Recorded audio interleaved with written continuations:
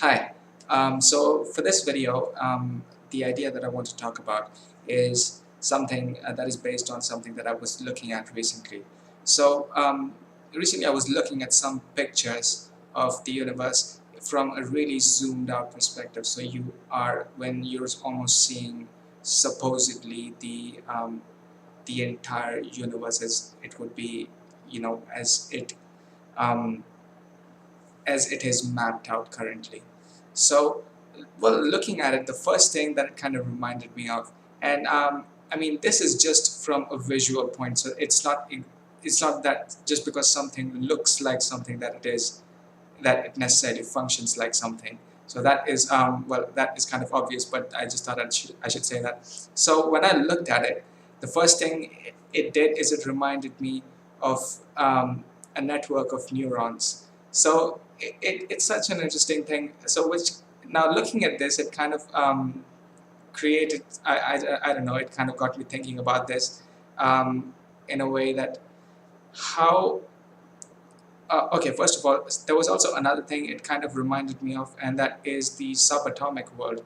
So when I looked at this supposedly, I think what it someone referred to it as is a God's eye view of the universe. Now, okay, first of all, it's not necessarily that it actually looks this way. This is kind of it was kind of a guess I could say.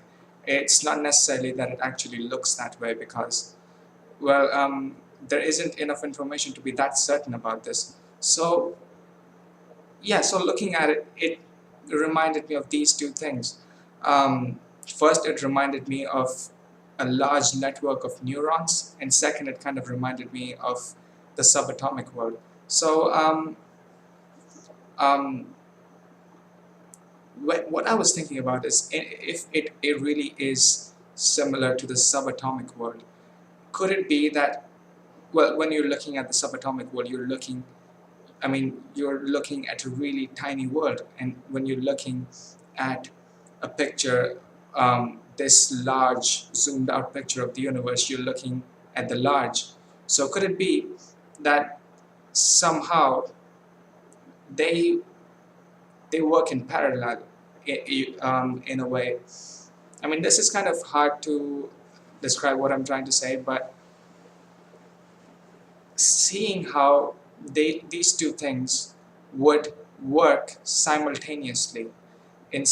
So the overall large and the small, they kind of work as reflections, and this is how the universe kind of turns on itself in a way that if you zoomed out or if you zoomed in, you would see the same thing, and that's how the universe kind of is worked on itself.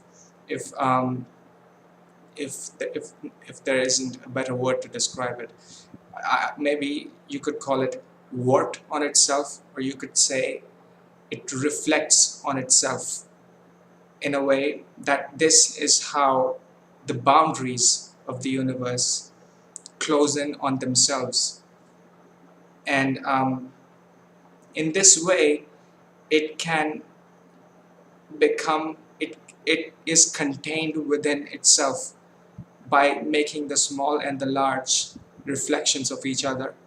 It turns on itself, and that's how it exists by itself. So this is just a thought that I had. Now obviously this is this is just like a random thought.